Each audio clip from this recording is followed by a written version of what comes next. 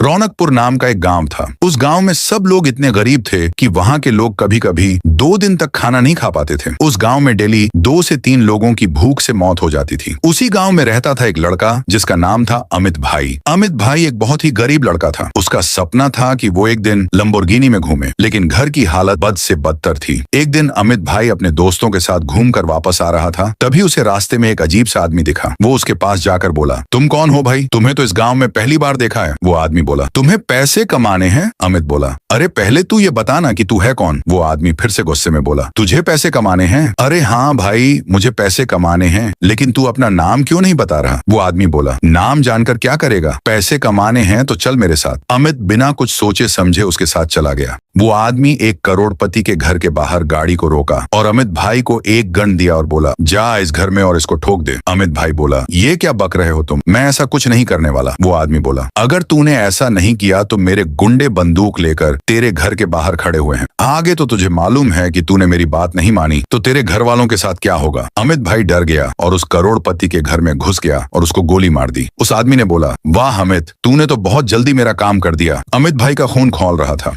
उसका मन कर रहा था कि उसी गन से उसके खोपड़ी में गोली मार दे, लेकिन उसके गुंडों की वजह से अमित भाई चुप बैठा था। वो आदमी बोला, चल अब ये 1 करोड़ रुपए ले, तूने जो काम किया है ये उसका ही पैसा है। अमित भाई हैरान हो गया। उसको यकीन नहीं हो रहा था कि इस काम के लिए उसको इतने पैसे मिलेंगे। अमित ने उस आदमी को बोला, मैं और भी आदमियों को मार सकता हूँ, अगर तुमने ऐसे ही मुझे पैसे दिया तो। वो आदमी हंसने लगा और बोला, मुझे मालूम था कि तुम पैसे देखकर मेरे पास काम करोगे ही। चलो अब अगला टारगेट बताता हूँ। अमित भाई इस आदमी के लिए काम करता गया और उसने 100 से भी ज्यादा लोगों को मार दिया और कुछ ही दिनों में करोड़पति बन गया। लेकिन एक दिन अमित भाई ने सुपारी लेकर टारगेट पर पहुंचा ही था कि पीछे से उसे एक आवाज सुनाई दी, अब तेरा खेल खत्म हो गया हमें, तूने बहुत लोगों को मारा, लेकिन अब तुझे उसकी सजा मिलेगी। अमित ने पीछे देखा तो वो डर गया। पीछे पूरी पुलिस फोर्स खड़ी थी। अमित भाई को गिरफ्तार कर लिया गया। जेल के अंदर अमित भाई को एहसास होने लगा कि उसने कितनी बड़ी गलती की है। उसे अपने किए कराए पर पछतावा होने लगा। तभी वहां एक पुलिस वाला आया और बोला, अब तुम जा सकते हो, तुम्हारी बेल हो गई है। अमित भाई की बेल उसके पापा ने करवाई थी। उसके पापा ने उससे कहा, मैंने पहले ही बोला था बेटा कि ये गलत काम छोड़ दे, लेकिन तू नहीं माना। अभी भी टाइम है, ये सब काम छोड़ के मेहनत से पैसे कमा। अमित ने बोला, हाँ पापा,